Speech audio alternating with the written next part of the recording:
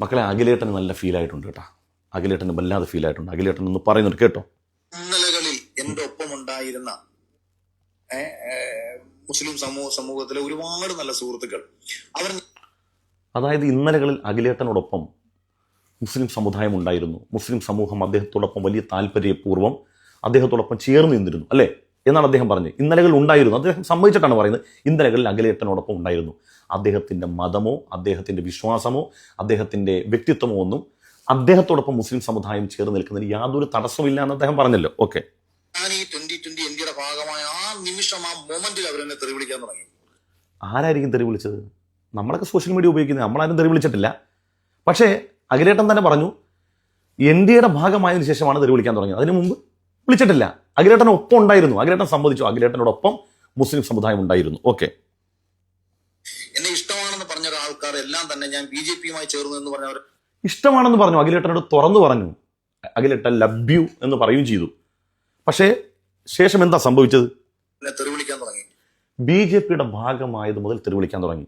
തെറി വിളിച്ചിട്ടുണ്ട് എങ്കിൽ അത് ശരിയല്ല, ഒട്ടും ശരിയല്ല. നമ്മളാരും ഇന്ന് വരെ അഖിലേട്ടനൊന്നും പറഞ്ഞിട്ടില്ല കേട്ടോ. അത് എടുത്തു പറയാണ്, തെറി വിളിച്ചെങ്കിൽ മോശമാണ്. പക്ഷേ എന്തുകൊണ്ടാണ് അഖിലേട്ട, നിങ്ങൾ ഹിന്ദുമത വിശ്വാസിയാണ്, നിങ്ങൾ ബിഗ് ബോസ് താരമാണ്, നിങ്ങൾ പല കഴിവുകളുള്ള പ്രതിഭയാണ്, അപ്പോഴൊക്കെ നിങ്ങളോട് വലിയ ഇഷ്ടം പ്രകടിപ്പിക്കുക, നിങ്ങളോടൊപ്പം ചേർന്ന് നിന്ന ഒരു സമൂഹം നിങ്ങളെ എതിർക്കാൻ തുടങ്ങി എന്തുകൊണ്ടായിരിക്കും? നിങ്ങൾ BJP പോയാൽ അങ്ങനെ എതിർക്കുമോ? ഇല്ല.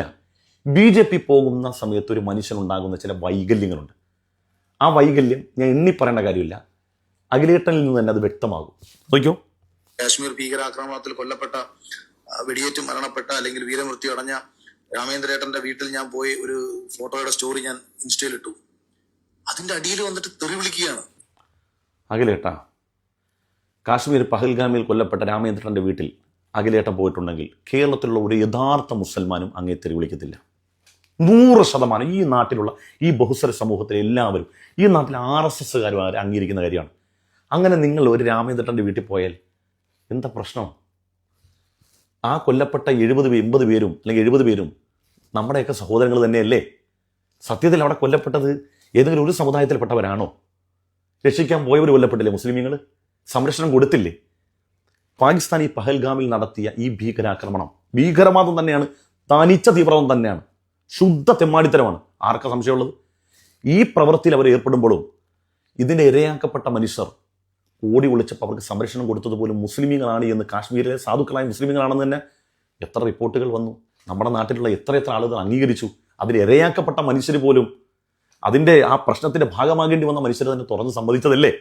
ഇനി അഖിലേട്ടൻ ഇനി ശ്രദ്ധിച്ചോ, നിങ്ങൾ എന്നെ വ്യക്തിപരമായിട്ട് തെറി വിളിച്ചോ. ഞാൻ ആ വീട്ടിൽ പോയ ഒരു ഫോട്ടോ ഇടുമ്പം നമ്മുടെ ഈ രാജ്യത്ത് മതം നോക്കി, ഇതാണ് പ്രശ്നം. ഈ പാറ്റേൺ ഉണ്ടല്ലോ, ഇപ്പം അഖിലേട്ടൻ പറയുന്ന പാറ്റേൺ. ഞാനൊരു സൈനികനോടൊപ്പം ഫോട്ടോ എടുത്തപ്പോൾ എന്നെ വന്ന് തെറി വിളിക്കുന്നു, ഞാൻ ചന്ദനക്കുരു തൊട്ടപ്പോൾ എന്നെ ചീത്ത വിളിക്കുന്നു, ഞാൻ ഇതുവരെ ഒരു പ്രശ്നമില്ല അമ്പലത്തിൽ പോയതിനു ശേഷം എന്നെ ക്രൂരം. ഇതൊക്കെ ഈ ഞാൻ പറഞ്ഞ ടീം എടുക്കുന്ന സ്ഥിരം നമ്പരാ. അഖിലേട്ടൻ ഇത് എടുക്കലോടുകൂടി, അതായത് അഖിലേട്ടൻ ഈ പറയപ്പെട്ട രാഷ്ട്രീയ പ്രസ്ഥാനത്തിന്റെ ഭാഗമായതുകൂടി അഖിലേട്ടൻ അല്ലാതായി മാറുകയാണ്. ഏട്ടൻ അല്ലാതായി മാറുകയാണ്. വേറെ എന്തോ ഒരു മനുഷ്യൻ, അതായത് നമ്മളിപ്പോൾ ഈ കണ്ട ചില വെറും ചാവാലികളായും വർത്താനം പറയുന്ന കുറേ രാഷ്ട്രീയക്കാരുണ്ട്. ഇതിൻ്റെ ഭാഗമായി നിന്നുകൊണ്ട് വെറും താറ സംസാരം. ഇപ്പം ഗുരുവായൂർ ഗോപാലകൃഷ്ണൻ സംസാരിച്ച സംസാരം കണ്ടില്ലേ? ഏത് മനുഷ്യൻ ഇത് മുഖവിലേക്ക് എടുക്കും? ഏത് മനുഷ്യൻ? സുരേന്ദ്രനൊക്കെ പറയുന്നത് പോലെ മുസ്ലിയാക്കന്മാർ തുപ്പിയിട്ടാണ് ഇവിടെ ഹലാൽ ഭക്ഷണം കൊടുക്കുന്നത് പറഞ്ഞ് അതേ സുരേന്ദ്രൻ തന്നെ ഇപ്പം മലബാറിലെ മുസ്ലിങ്ങളുടെ വീട്ടിൽ പോയി നോമ്പുറക്ക് ഭക്ഷണം കഴിച്ചില്ലേ? തുപ്പിയിട്ടാ കൊടുത്തേ.